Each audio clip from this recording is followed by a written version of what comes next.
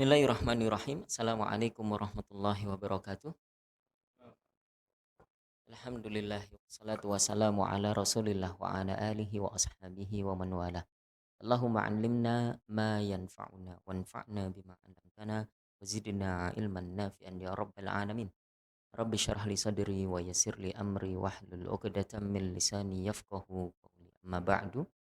Alhamdulillah Bapak dan Ibu, jamaah Bapak-bapak yang selalu istiqomah hadir di Aula DU Center maupun jamaah YouTubiah, Facebookiah dan juga Zoomiah, mudah-mudahan senantiasa dalam keadaan baik dan sehat selalu. Senang sekali saya Wildan Jauhari malam hari ini bisa membersamai Bapak Ibu semuanya di KMK kajian malam Kamis. Seperti biasa sebelum kita banyak belajar malam hari ini, insya Allah kita mulai dulu dengan baca salawat Gustur yang akan dipimpin oleh Bapak Haji Hambali. Pada beliau kami persilakan.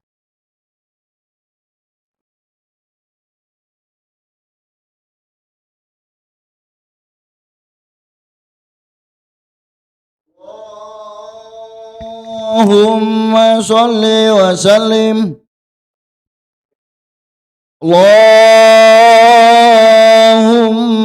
salli wa sallim wajid wa adim wa an'im wa tafaddal wa barik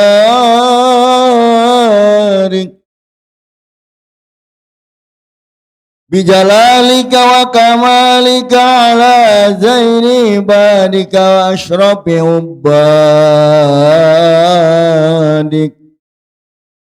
asadil arabi wal ajam wa imami taibata wal haram wa tarjumani bilisanil kidam wa manba'il ilmi wal hilmi wal hikmati wal hikami abil qasim Sayyidina wa habibina wa syabina wa maulana Muhammad wa ala alihi wa sahbihi wa sallam Jidhu syarafai ya Rabb Jidhu syarafai ya Rabb Jidhu syarafai ya Rabbi karamau wa taqimau wa rif'atau wa mahabatau wa birra وسلم ورضي الله تبارك وتعالى عن ذوي الفهر العلي والقدر الجليل ساداتنا وإمتنا وموالينا أبي بكر وعمر وعثمان وعلي وعن بقية الصحابة وقرابة رسول الله صلى الله عليه وعليهم أجمعين والحمد لله رب العالمين يا ربي بالمصطفى بلغ مقاصدنا واغفر لنا ما مضى يا واسع الكرم يا ربي بالمصطفى بلغ مقاصدنا واغفر لنا ما مضى يا واسع الكرم يا أكرم الخلق ما لمن الود به سواك عند حلول الحادث العامم يا ربي بالمصطفى بلغ مقاصدنا واغفر لنا ما مضى يا واسع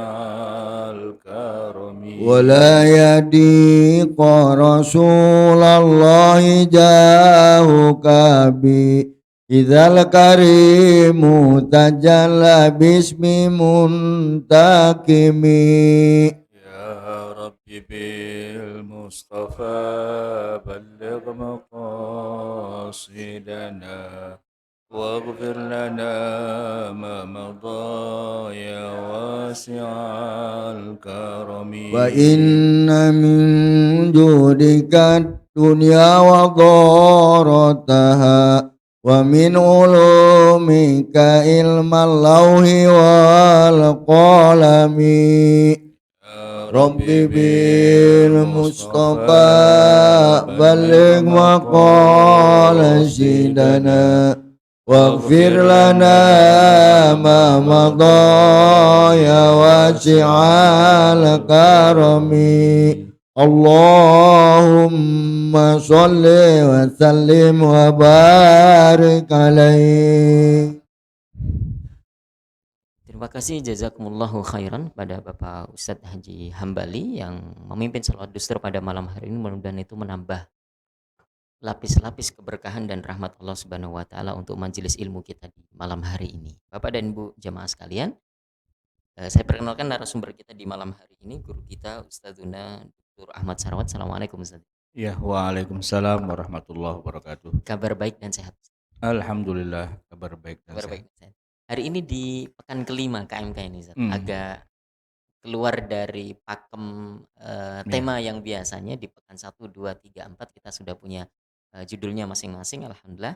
Lalu di pekan kelima tuh biasanya kita membahas tema-tema ya tematik begitu yang sedang hangat, yang sedang jadi trending topik gitu ya. Nah, insya Allah pada malam hari ini kita akan mengambil judul menyikapi perbedaan masalah nasab. Ya, sebagian para habaib kita di Indonesia ini kan temanya sedang booming begitu ya. Sedang hangat, bahkan cukup panas juga kadang-kadang kan gitu. Saya belum menyiapkan pertanyaan secara spesifik, jadi majelis kita malam hari ini saya kira terbuka saja, nanti bapak-bapak jamaah juga boleh langsung mengajukan pertanyaan. Tapi saya buka dulu kajian pada malam hari ini dengan bertanya kepada Ustadz, apakah mengikuti juga diskusi dan polemik ini, dan bagaimana tanggapan Ustadz secara singkat? Ya, bismillah, alhamdulillah, wassalatu wassalamu ala rasulillah, amma ba'du. Sebenarnya kalau ditanya mengikuti apa tidak, terus terang aja saya tidak mengikuti. Karena tidak ada overlapnya dengan saya dan kehidupan saya. Saya bukan Habib dan tidak ada hubungannya dengan perhabiban lah. Walaupun kenal dengan banyak Habib, tapi itu istilahnya ya urusan dalam negerinya dia gitu. Bukan urusan dalam negeri gitu ya. Makanya kalau malam ini kita membahas tema ini, terus terang aja nih bukan tema yang bukan tema pilihan saya. Ini tema dari Ustadz Wildan sebenarnya gitu. Iya, karena dia mau farewell ya udah terserah lah, mungkin apa kayak. Ya dia WhatsApp saya, Ustadz kalau tema fikih orang lagi nggak seru nih katanya, yang serunya yang tema lagi begini-beginian. Ah udahlah pakai lo dah terserah gitu kan. Ya tapi paling tidak saya punya opini begini. Kita sebagai katakanlah umat Islam tentu pastinya menghormatilah yang namanya Nabi Muhammad SAW, keluarganya, para sahabatnya dan zuriyahnya. Tentu mereka punya keutamaan, dan kalau yang bersisian atau yang bertumpuan, bersinggungan dengan konsentrasi kita belajar ilmu agama, kan keluarga Nabi itu salah satunya adalah tidak boleh menerima zakat gitu ya. Itu aja sih yang kalau secara langsung gitu. Selebihnya keluarga Nabi ya pastinya Ahlul Bait itu orang-orang yang sangat dimuliakan oleh ya katakanlah oleh bangsa Arab di masa itu. Karena Nabi sendiri adalah seorang yang kalau kita sebut di bahasa kita tuh ya berdarah biru ya, orang ningrat gitu. Keningratannya itu ada dari sebelum Nabi gitu. Maksudnya sebelum diangkat jadi Nabi, beliau sudah ningrat. Oh, Iya, beliau sudah bangsawan. Kalau ukurannya kerajaan tuh kan kerabat istana gitu kan bangsawan. Tapi kan karena di masa Nabi itu memang tidak ada kerajaan, adanya suku-suku dan kabilah-kabilah. Nah, Arab itu terdiri dari banyak suku. Yang paling mulia itu adalah Quraisy. Nah, Nabi itu Quraisy. Kemudian dari kalangan Quraisy ada di dalamnya ada kabilah-kabilah yang banyak. Nah, Nabi itu berada di kabilahnya Bani Hashim. Bani Hashim tuh yang paling dimuliakan karena mereka yang pegang urusan ritual ibadah di Ka'bah. hmm, Gitu. Nanti ada Bani Abdiddar Al-Asriya yang saudagar. Kalau Nabi saudagar juga sih ya, cuman bukan bukan 9 naga gitu. Bukan 9 naga. Saudagar juga. Kalau yang 9 naga tuh yang Abu Sufyan dan serencengannya dia itu yang 9 naga itu. Yang waktu lagi perang Badar, itu mau apa namanya, mau diambil gitu hartanya, itu yang mimpin tuh Abu Sufyan. Memang klannya dia tuh klan saudagar dan klan intelektual. Nah, kalau Nabi Muhammad Bani Bani siapa, Bani Hashim ya, itu lebih kepada, siqayatul haji. Jadi melayani jamaah haji, melayani ritual-ritual ibadah dan sebagainya. Jadi udah ada pembagian-pembagiannya. Tapi lepas dari itu semua, semuanya adalah Quraisy gitu. Dan kequraisyan ini juga diakui di dalam Al-Qur'an ada surat namanya Quraisy ya, liilafi Quraisyin ilafihim itu. Kemudian dalam kenyataannya Nabi sendiri sempat bersabda begini, al-a'immatu min Quraisy. Itu keluar hadisnya justru ketika Nabi sudah wafat, di mana sahabat Abu Bakar As-Siddiq itu memberi dalil kepada orang-orang Madinah yang lagi pada, "Nih yang gantiin Nabi Muhammad siapa ya?" gitu kan. Maka Abu Bakar mengingatkan, Nabi bersabda, "Al-a'immatu min Quraisy." Yang boleh jadi pemimpin hanya orang Quraisy. Ini kalau kita lihat secara sekilas kayaknya apa, asobiah banget gitu ya.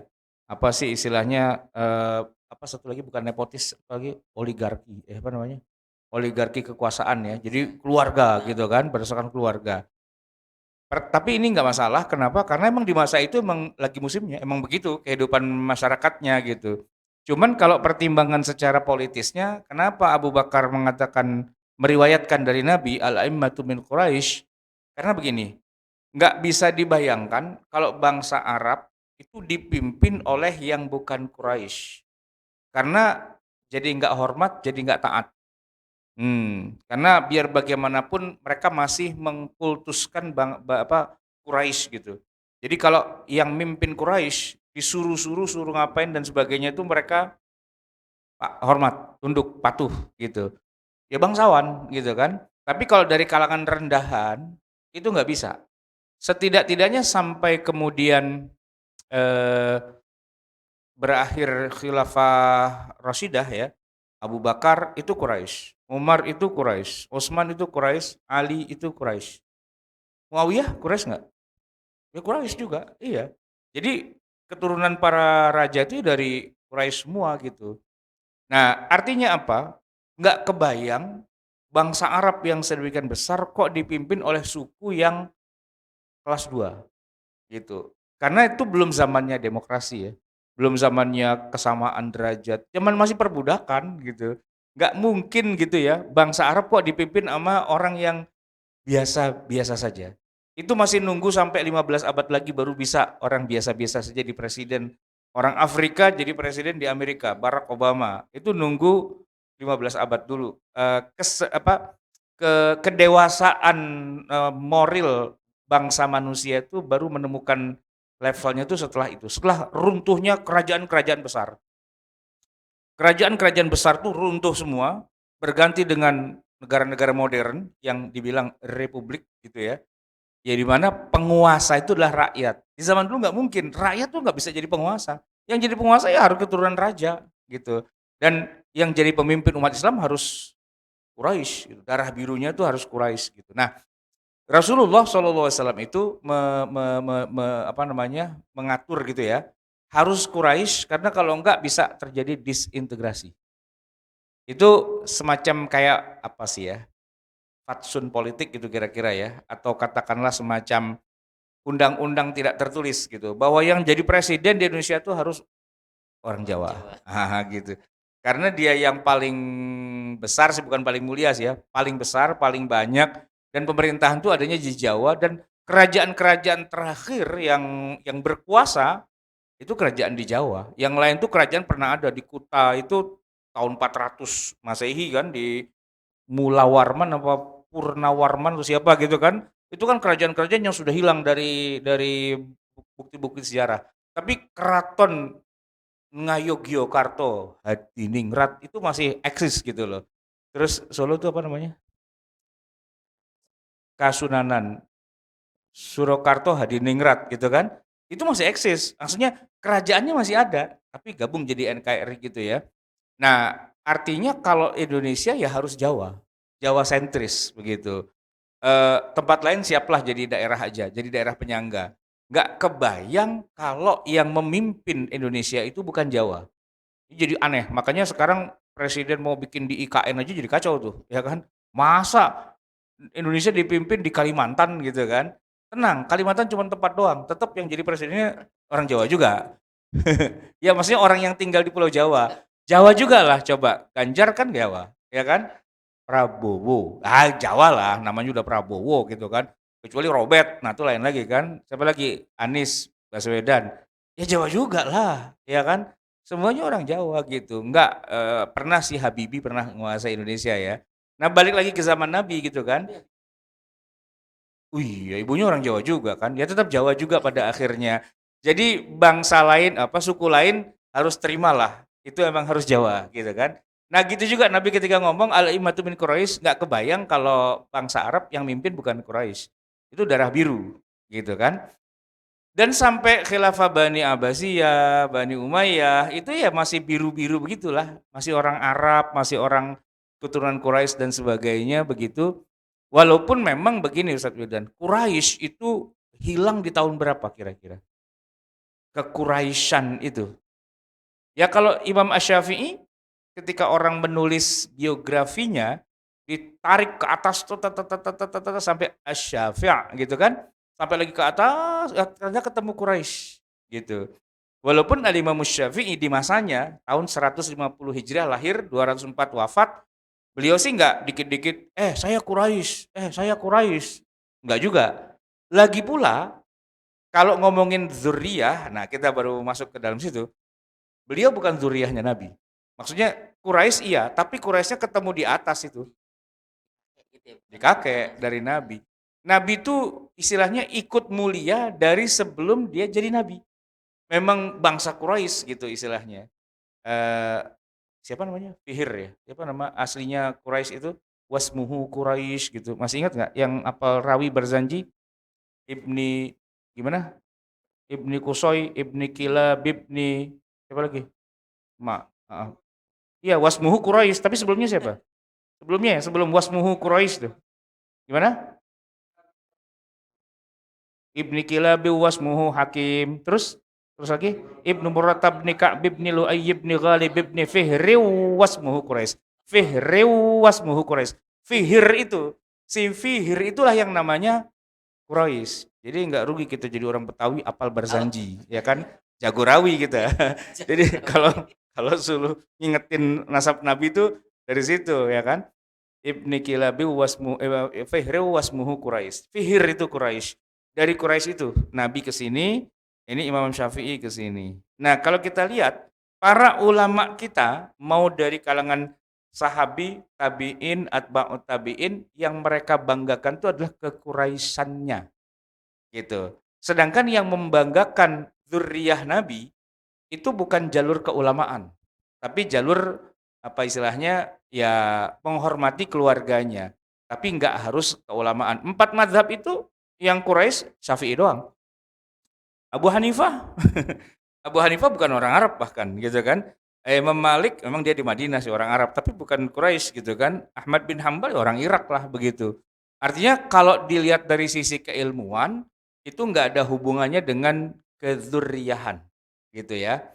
Nah, tapi lain cerita ketika di Nusantara, di Indonesia. Jalur-jalur para penyebar agama Islam itu kebetulan, nah gitu. Setidak-tidaknya ya dari jalur habaib yang kemudian mengakui atau mendeklar kami ini keturunan dari Nabi, gitu kan? Sehingga di Indonesia tuh jadi double gitu. Antara dia keturunan Nabi, dia juga pengajar ilmu agama, nyampur gitu kan? Nyampur. Sebenarnya kalau aslinya kalau kita belajari tarikh, tasyrik dan sebagainya, hampir tidak pernah kesebut itu adalah dzurriyyah Nabi gitu. Paling-paling kesebut Quraisynya, dzurriyyah Nabinya enggak gitu. Cuman kalau untuk Indonesia memang itu jadi nyampur sehingga buat masyarakat Indonesia ya kalau Habib berarti ulama, kalau ulama berarti Habib keturunan Nabi. Karena memang udah kayak semacam alurnya gitu kan.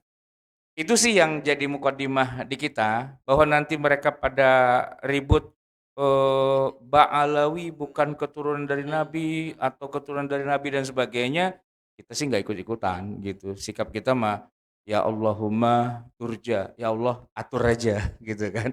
Kalau hormat, kita hormatlah pada semua orang, apalagi dia alim, apalagi dia, guru kita, ya kita cium tangan, bawa berkat lah paling enggak, bawa martabak telur 2 lah paling enggak gitu. Oke. Menarik ini Ustaz. Ini mukadimah yang full daging begitu. Perbincangan kita tuh penuh penuh daging begitu. Saya mencatat banyak hal tadi. Pertama memang dzurriyyah atau nasabnya Nabi Muhammad Mmm, SAW sendiri sebelum diangkat menjadi nabi itu mhm, sudah orang mulia. orang mulia begitu. Mhm, Ningrat tadi itu. Apalagi lebih spesifik ini Quraisynya yang Quraisy jalur kiai gitu ya. mhm, Quraisy yang ustadz, yang gus-gus gitu. iya, Beda dengan mhm, Quraisy yang pebisnis dan lain-lain iya, begitu kan. iya, Ini memang mhm, Quraisynya yang spesial. Kemudian tadi juga masyarakat kita yang begitu tinggi menjunjung para habaib iya, ini dilihat dari sisi masyarakat kita itu kan punya apa namanya adat yang baik sekali kepada orang yang berilmu hormat, kepada keturunan Nabi hormat, apalagi keturunan Nabi yang alim sekali gitu ya. Jadi itulah yang kemudian membuat antusias masyarakat Indonesia ini begitu besar ketika misalnya para habaib dari Yaman misalnya atau dari Mesir misalnya atau dari Saudi itu datang ke Indonesia.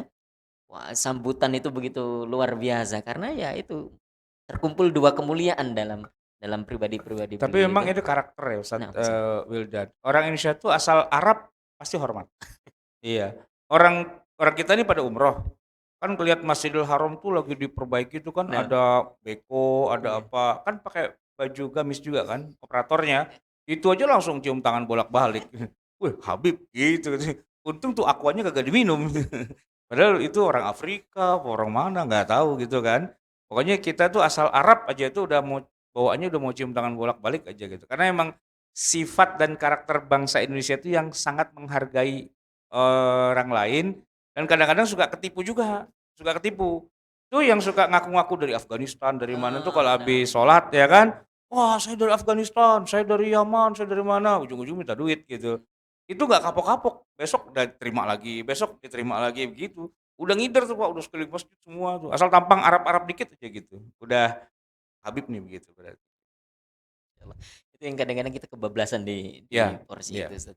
Ini menarik juga, Ustaz. Tadi disebutkan bahwa memang nasab Nabi itu mulia. Begitupun anak keturunannya iya, ke bawahnya ya, mhm, sampai kita hari ini misalnya mhm, begitu.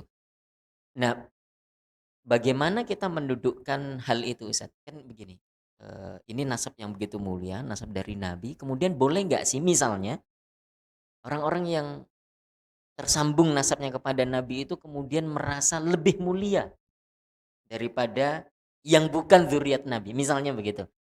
Bagaimana mendudukkan itu dengan misalnya, eee eee, ma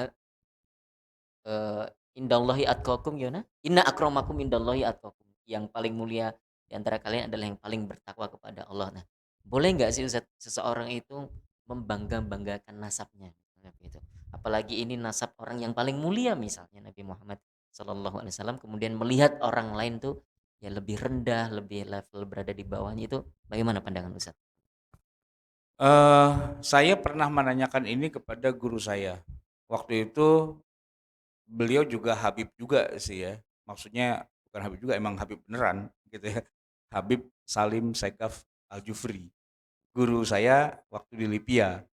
Eee, saya tanya, gimana itu pandangan, persis kayak gitu nanyanya.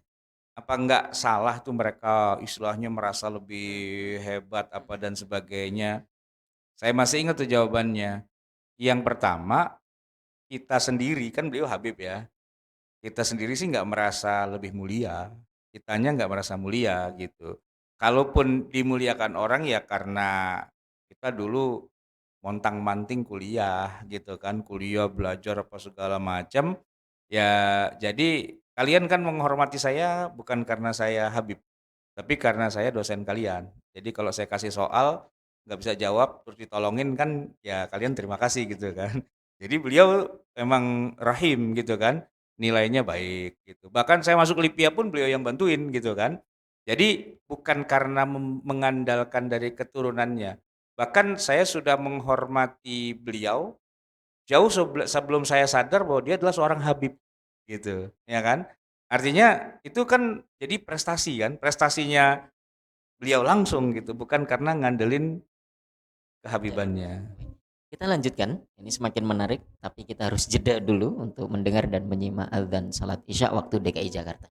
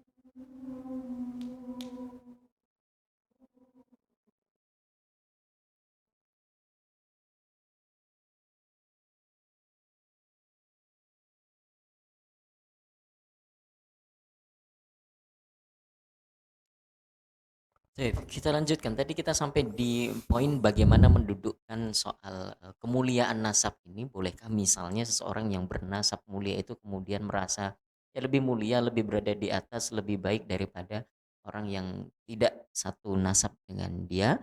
Kemudian kita dudukkan dengan banyak dalil, misalnya inna akramakum indallahi atqakum, kemudian innallaha la yanzuru ila ajsamikum wala suwarikum walakinna ila qulubikum, dan seterusnya.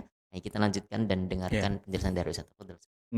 Jadi begini, eh, beliau mengatakan kitanya sih enggak gitu ya. Tapi bagaimana dengan yang lain-lain? Apa enggak perlu kita tegur gitu ya? Nah di situ beliau bilang ya kita harus adil juga. Kalau orang bangga dengan nasabnya dan memuji-muji tentang kehebatan keluarganya, da'hum yatafakharun gitu. Biarin saja mereka bangga dengan nasabnya. Habis mau bangga sama siapa lagi? Yang bisa dibanggain cuman bapaknya doang. Masa orang mau bangga sama bapak dan kakek moyangnya? Enggak boleh sih, gitu kan. Nah, ya ente kalau mau bangga, banggain aja kakek ente juga, gitu. Nah itu dia Ustadz, saya bilang, saya nggak ada yang bisa dibanggain. Nah, masuk pada titik ini, di sini letak perbedaannya. Jadi beberapa keluarga tertentu, mereka memang membangun kebanggaan keluarga itu secara lebih intens. Bahwa kita ini keturunan orang soleh, kita keturunan orang baik, kakek kita tuh adalah para teladan, leluhur kita tuh orang hebat semua dan sebagainya. Bahkan mereka bisa serahkan kepada anaknya, ini loh daftar nasab kamu ke atas gitu. Jadi memang bangga dengan keluarga tuh nggak salah sih sebenarnya, nggak salah gitu kan. Dakhum, biarin aja mereka kayak gitu karena itulah ya habis kalau nggak bangga sama keluarga mau bangga sama apa lagi? Ya kayak kita orang Indonesia kita puji-puji Indonesia, Indonesia hebat, Indonesia gini-gini dan sebagainya. Masa nggak boleh? Masa kita malah muji negara lain? Kan nggak mungkin. Ya pujilah gitu kan. Cuman memang yang susah mendudukkannya begini, ketika kita puji keluarga kita, kadang-kadang ada yang caranya itu kurang pas. Caranya dengan cara nginjak yang lain biar kita naik. Nah, itu yang tidak terpujinya. Tapi bahwa mereka membanggakan keturunan mereka dan sebagainya, itu sesuatu yang sah-sah saja gitu. Jadi boleh aja kadzikrikum abaukum itu boleh gitu ya. Tapi jangan mengalahkan mengesahkan Allah lah gitu kan. Nah, tapi kepada keluarga itu boleh gitu. Nah, jadi kalau mereka membanggakan keturunannya, bahkan sampai pada titik begini, kita ingin menjaga bloodline kita. Bloodline itu garis darah, biar kebiruannya tetap terjaga, ya. Kalau yang laki, oke lah, boleh kawin sama yang bukan kita. Tapi kalau yang perempuan, sebaiknya tidak. Syarifah di antara kita itu, kalau bisa kawinnya sama yang jamaah gitu. Jangan sama yang non jamaah gitu ya. Farid. Ah, sedangkan kalau yang laki boleh nikah sama syarifah, boleh nikah sama ahwal. Istilahnya ahwal. Ahwal itu dari kata kholah, harusnya kholat tapi nggak tahu jadi ahwal di jamak taksir gitu ya. Gitu, boleh. Jadi, tapi ini kan emang privilege masing-masing keluarga. Kalau dia maunya kayak gitu, ya kita nggak bisa menyalahkan. Itu haknya dia, gitu. Tapi memang ini agak-agak di pinggir jurang gitu kan. Karena salah setelan dikit itu langsung kejeblos jadi yang tadi antum bilang. Istilahnya apa? Membanggakan dan melebih-lebihkan sementara dengan cara menjelekkan yang lain. Nah, perlu wawasan yang baik kan gini. Kita memuji negara Indonesia, pastilah orang tanah air beta kok, ya kan? Wah, pokoknya kita puji setinggi langit, tapi ingat, jangan jelekin Malaysia, jangan jelekin Singapura, jangan jelekin ya negara lain. Ya biar negara lain memuji negaranya aja. Kita memuji negara kita sendiri tanpa harus ngejelekin. Kan begitu harusnya kan? Nasionalisme yang ditanamkan pada kita adalah kita mencintai Ibu Pertiwi, gitu kan? Tapi bukan berarti kita mencaci maki Ibu Pertiwo, ibunya orang lain, kan enggak, ya kan? Kita memuji bapak kita boleh dong, bapak saya hebat, bapak saya wes the best apa segala macam boleh. Tapi yang nggak boleh, cuman emang nih tipis banget nih gitu kan, ngejelekin orang lain itu masalahnya. Nah kalau kurang-kurang apa istilahnya, kurang-kurang etika sedikit, itu emang sering kejeblos gitu. Apalagi kurang berilmu, kurang adab dan sebagainya, potensi kejeblosnya itu sering terjadi. Maka kita nggak bisa pungkiri juga, banyak juga di antara yang punya semangat tinggi itu membanggakan dirinya dan lalu menjelekkan, gitu. Bahkan bukan hanya menjelekkan yang non non Habib gitu, sesama itu pun gitu juga. Kan ada ada rate-nya juga, ada rate-nya juga. Kalau kayak apa As-Saggaf gitu kan, Al-Jufri gitu tinggi gitu, ya kan. Tapi kalau Al-Atas tuh atas juga gitu, Al-Bawah nah di bawah dia gitu kan. Gitu kan. Itu ada levelingnya gitu ya kan. Nah, kita sih sebagai orang luar, kita sih nggak mengeributkan itu, tapi sesama mereka ternyata ada kasta dalam tanda petik sih ya.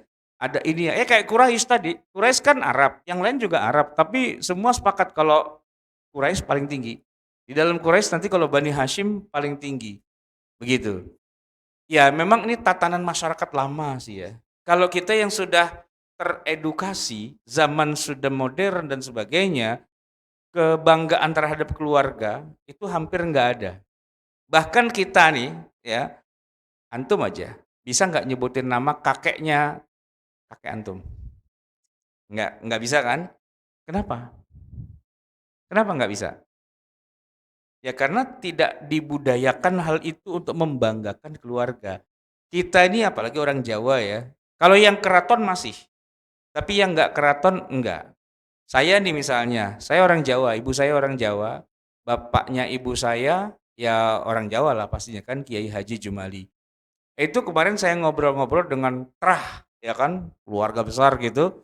Ada salah satu sepupu saya bilang gini, keluarga kita ini setelah saya apa cari-cari asal muasal asal usulnya itu pada generasi keberapa tuh ternyata masih bagian dari Kesultanan Ngayogyakarta Hadiningrat. Wah, biru dong kita darahnya gitu kan. Nah, tapi enggak katanya kakek kita yang itu tuh katanya beliau pangeran keluarga keraton tapi keluar melepaskan semua atribut kekeratonannya dan sebagainya, beralih menjadi orang biasa, katanya jadi santri, gitu. Belajar agama dan melepaskan semua itu semua. Nggak tahu kasusnya apa. Ada beberapa kemungkinan. Kemungkinannya salah satunya adalah ini, lengser ke Prabon Madeg Pandito. Ah, nggak ada orang Jawa sih ya. Lengser ke Prabon, Madeg Pandito. Itu dulu Pak Harto waktu masih berkuasa. Setelah beliau itu mundur, dengan ini saya menyatakan berhenti, gitu kan. Nah itu orang mengatakan Pak Harto tuh lengser ke Prabon. Lengser ke Prabuan, ya kan, Madeg Pandito dan menjadi pendeta. Menjadi orang yang jadi tokoh guru bangsa, jadi orang biasa yang lebih dihormati karena bukan karena kebangsawanannya tapi karena ya ininya kepada masyarakat gitu-gitu ya. Tidak punya jabatan struktural, tidak punya kekayaan secara keraton, keluar dari istana gitu. Itu kata teori sepupu saya. Dalam rangka sedang membanggakan keluarga kita gitu kan. Nah, terus gimana? Apa kita mau rebut kembali itu keraton Jogja? Ya nggak usah lah. Karena apa? Karena kakek kita dulu, nenek moyang kita, leluhur kita itu memang niatnya mau masuk pesantren. Maksudnya mau bikin pesantren dan sebagainya. Maka coba kita lihat keturunan kakek kita tuh semua santri, santri, santri, santri ke bawah. Maka kalau kita nih semua pada belajar agamanya, ada yang sampai ke Mekah, ada yang sampai ke Mesir, kemana-kemana, karena itu yang ditanamkan. Bukan kebanggaan keratonnya, tapi kebanggaan keilmuannya. Wah, jadi makanya anak-anak sekarang kalian pada kuliah ke Mesir, pada kuliah. Nah, itu karena leluhur kita dulu gelar kebangsawanan dibuang dan diganti menjadi ilmu agama. Weh, gitu kan. Seru juga nih, boleh juga nih kalau kampanye di keluarga gitu kan. Ah, jadi tadi sampai di mana tuh ya? Dokter Salim itu jadi menceritakan kayak gitu.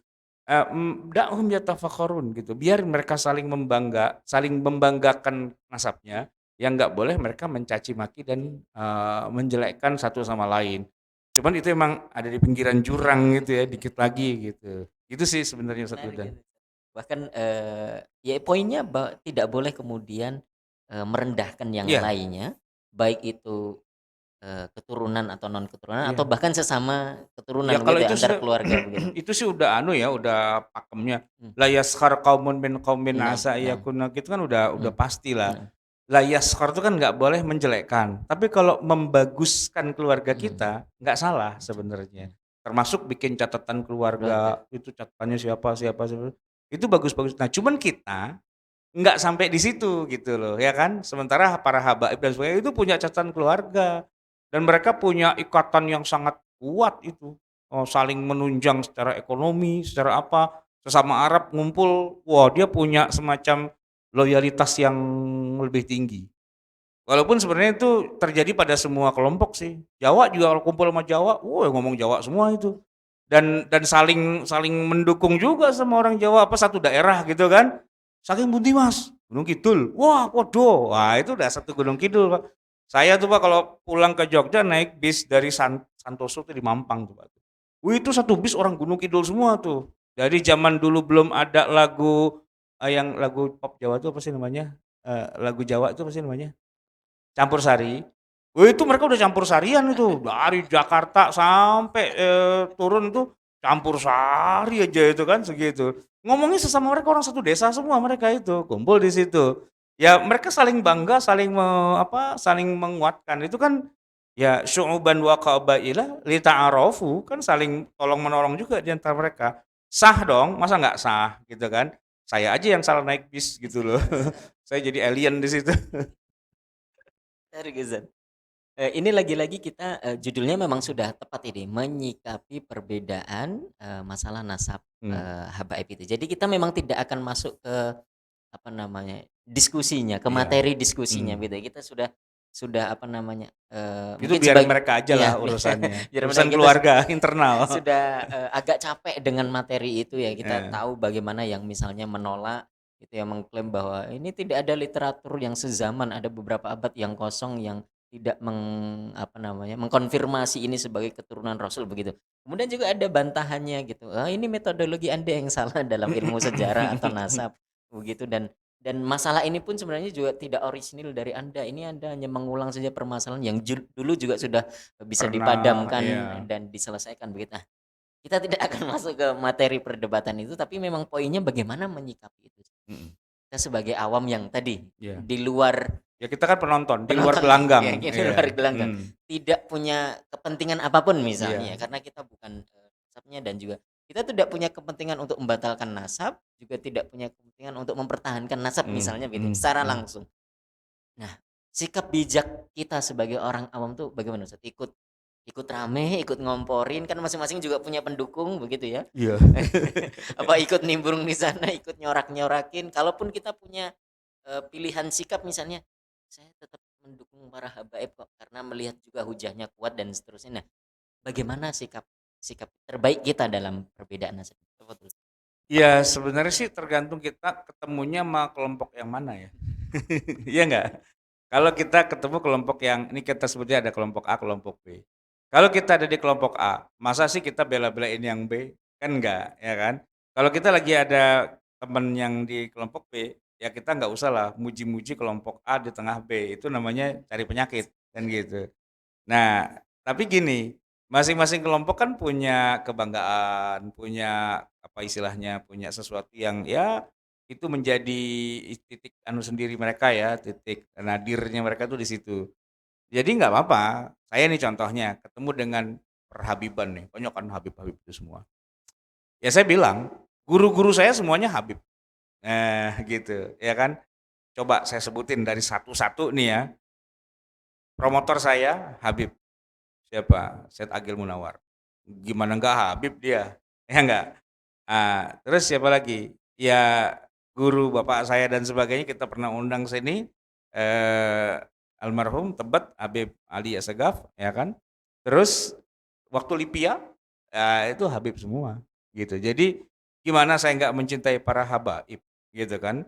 Ya mereka guru saya. Selesai sampai situ kan umum, selesai kan. Artinya saya nggak mengatakan Habib tuh nggak ada gunanya, gitu kan nggak begitu kan, masa ngomongnya begitu? Ya enggak lah, ya kan menyakiti mereka dong. Apa yang jadi positif dan bagus, ya kita angkat. Tapi kalau ada Habib mabok gimana? Ya janganlah, jangan mabok gitu. Emang ada? Iya, namanya manusia pasti ada, ya kan? Ada seorang Habib condet tuh, cerita sama saya. Aneh bingung katanya. Kenapa? Tetangga, masih keluarga juga gitu. Tiap hari mabok, dikasih tahu kagak beres-beres juga gitu kan. Nah terus meninggal. Pas meninggal, aneh yang disuruh syahid katanya. Tahu syahid Pak ya? Ini orang min ahlil khair gitu kan. Tapi kan dia tiap hari mabok gitu kan. Gimana nih cara ngadepinnya gitu kan. Terus gimana Bib? Ya aneh tipu-tipu dikit aja katanya gimana. Pokoknya ini orang hair, hair gitu. Hair-hair aja gitu kan. Orang kagak tahu ini dibikin min ahlil khair. Enggak, dia enggak bilang min ahlil khair. Pokoknya ini hair, hair gitu kan. Emang hair apaan? Rambut gitu kan. Jadi kalau yang kayak gitu ada juga sih. Kan ya istilah kata anak 5 yang jadi 3 udah lumayan, yang 2 rada bahlul kan emang bisa jadi begitu kan. Rada-rada ya nggak harus Habib bukan jelekin gitu. Siapapun pasti ada begitu, ada aja yang bantet ada gitu kan. Ada yang berhasil ada, itu kan manusiawi. Nah, kalau yang bantet salah ya kita tegur, kita kasih tahu gitu kan. Tapi ngasih taunya pelan-pelan dan nggak usah bawa-bawa keluarganya. Kenapa nanti keluarganya jadi tersinggung gitu kan. Yang salah ya salah udah gitu kasih tahu. Nah cuman memang balik lagi gini Ustadz Wildan, problematikanya adalah kita nih rata-rata orang Indonesia, Jawa lah gitu gampangannya, memang sangat tinggi sih penghormatannya kepada guru, apalagi Habib dan sebagainya. Bayangin coba cium tangan bolak-balik gitu kan, terus wah pokoknya udah kayak kayak dimuliakan banget gitu kan. Ya namanya orang dimuliain ya seneng lah. Contohnya penggemar habaib itu ya kakek saya. Kakek saya tuh Habib mana yang nggak dimanjain sama dia. Kebetulan kakek saya orang kaya, duitnya banyak. Habib mah datang ke rumah saya pulang kaya dia. Iya, jadi dikasih makanan, dikasih apa, wah macem-macem gitu hadiahnya banyak banget. Makanya pada betah main di rumah kakek saya. Kenapa? Pencinta habaib. Ah gitu. Kuitang itu dia yang bangunin apa namanya masjidnya apa segala macam, Lemah Abang mana-mana emang begitu bawaannya. Jadi kalau Habib betah aja main di rumah, orang duitnya banyak, pulang digemelin gitu kan. Ya itu nurun ke bapak saya, ke saya pencinta habaib gitu. Saya mau bilang, kalau saya pencinta Syarifah boleh nggak? Nggak boleh gitu. Habib boleh gitu. Ah parah nih. Barangkali ada pertanyaan dari Jawa yang hadir malam hari ini. Pak Hanafi gimana ceritanya di Nih Kuitang orang kan begitu Kuitang kan? Ya nih. makanya Hidup di tengah di habaib gitu. tengah Kasih mikrofon, basis kasih mikrofon. basis habaib gimana ini soal polemik ini nih? Mau dengar kita ceritanya Pak Hanafi, tafadhol.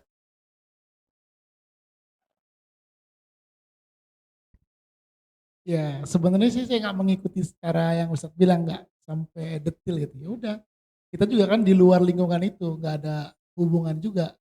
Ya kita tetap menghormati. Memang saya juga banyak bergaul dengan orang-orang jamaah lah gitu. Yang brengsek lebih brengsek dari kita juga banyak sebenarnya gitu. Banyak juga gitu. Jadi saya pun bahkan pernah sampai berdebat dengan orang yang dulu kan saya memang dekatnya sama Habaib. Jadi kalau keluarga Habaib tuh mulia banget di depan mata saya gitu. Ada nih pendatang. Dia bilang, "Nggak semua orang Arab, jangan ngomong sembarang." Saya hampir ribut karena membela Habib yang saya kenal selama ini kan baik. Begitu saya udah mulai dewasa, banyak kenal, lebih brengsek dari kita ternyata. Jadi memang yang baik banyak, banyak banget. Tapi memang ada juga ya kecil-kecil yang mungkin dia bergaulnya berbeda gitu kan. Mungkin dia nggak sekolah atau apa, nggak ikut mengaji gitu. Ya polemik ini memang sempat ramai juga di media sosial dan di beberapa teman-teman saya, tapi saya nggak menanggapi sih karena itu bukan ranah kita juga sebagai orang yang bukan habaib gitu. Begitu Ustaz. Ya. Ini Pak Hanafi ini apa namanya, teman-temannya, circle-nya itu banyak jamaah. Saya tahu sendiri itu beliau Oh, ini gitu kenalan. ya. Bisa pesan juga dong sini. Susah dia cari Sarifah, ribet dia urusannya. Memang begitu menarik. Secara personal ya kembali ke personal masing-masing. Iya. Tapi bahwa kemudian nasabnya mulia ya itu sebuah fakta tersendiri. Gitu. Ada sebagian ulama itu mengatakan dia misalnya kalau ada di antara keturunan zuriyah Nabi itu yang nakal dalam tanda kutip, biarkanlah urusan dia sendiri. Biar kakeknya sendiri yang jewer nanti gitu ya, yang ngejitak dan seterusnya. Anda atau kita ini tetap tetap muliakan beliau karena melihat kakeknya gitu kira-kira. Jadi Ya jangan kalau negur, negur orangnya, negur orangnya jangan gitu ya. negur keluarganya Jangan negur gitu kan. keluarganya. Menarik. Bahkan sebagian kiai kita mengatakan ya Habib yang nakal tuh ibaratnya ya mushaf Quran yang sudah usang. Mau kita buang kan nggak boleh juga gitu kan, mau kita lempar-lempar kan nggak boleh, itu tetap mushaf gitu, tetap Dibakar dong. mulia gitu. Dibakar dong kalau gitu. Jadi kita bakar orangnya tuh ya udah. Kira begitu. Ini menarik ini, tema kita malam hari ini jadi soal menyikapi, memposisikan diri sebagai orang yang di luar sedang apa namanya berdiskusi ini, berdebat ini, mujadalah ini, tapi kita sebagai orang awam bagaimana menyikapinya. Tadi sudah kita banyak ambil faidahnya, hikmahnya dari Ustadz Ahmad Sarwan. Ada lagi pertanyaan jamaah? Kalau tidak ada bisa Paling saya mau kita ngasih tafadhol Ustadz. semacam kayak apa ya, bukan saran sih, tapi yang mungkin kita apa ya, kita inginkan tuh gini. Anggaplah ada perbedaan sudut pandang antara kelompok A, kelompok B, kelompok C tentang masalah nasab ini dan sebagainya gitu ya. Eh, tapi kenapa nggak dibicarakan secara lebih internal dan secara lebih katakanlah lebih ilmiah, bukan diangkat ke permukaan, ke medsos, kemana dan sebagainya. Jadi terkesannya tuh kayak kurang apa ya, kurang nyaman gitu. Kita sebagai sesama umat Islam, lah ini kok malah pada berantemnya, berantem yang model-model kayak gini, ngeributin, lu keturunan, lu bukan keturunan Nabi, gua yang keturunan, gua, lu enggak, wah gitu kan. Kenapa ngeributin yang masalah kayak gitu gitu. Nah, akan lebih bagus lagi kalaupun itu mau dipermasalahkan, akan lebih bagusnya kalau itu dibicarakannya lebih kepada internal dan ada katakanlah kajian-kajian yang sifatnya lebih ilmiah. Hasilnya kalau tetap berbeda ya nggak apa-apa. Itulah yang namanya khilafiyah kan gitu ya. Dengan masing-masing teorinya kita sudah terbiasa sih memahami ada masalah yang tidak selesai, yang kesimpulannya tetap ada mazhab A, mazhab B, mazhab C, mazhab D. Ya itu pasti udah bisa ditebak, pasti nggak akan tuntas gitu kan. Nah, ya sudah biarin aja kalau nggak tuntas. Toh kita masih punya agenda-agenda yang lebih mendesak buat umat Islam, sumbangsih kita kepada umat Islam itu ditunggu ketimbang kita ngeributin lu keturunan Nabi apa bukan sih gitu kan. Karena itu kalau menurut saya kurang kurang produktif sih sebenarnya. Selain juga kurang elok dipandang gitu ya. Saya sih berpikir makanya saya kalau ditanya orang komen gimana, no komen gitu. Daripada ntar saya komen jadi sumber kesalahan mendingan enggak gitu kan. Nah, sehingga akan lebih bagus kalau itu diredam aja, diselesaikan secara internal gitu, nggak usah dibawa ke media sosial dan sebagainya. Dan seperti yang di apa, seperti yang diambil alih oleh Umar Ibnu Abdul Aziz ketika terjadi perang antara para sahabat dan sebagainya, di dalam khutbah itu beliau selalu mengutip satu ayat yang sampai sekarang diikuti terus. Innallaha ya'murukum bil adli wal ihsan wa ita'idzil qurba wa yanha 'anil fahsya'i wal munkari wal bagh, ya kan?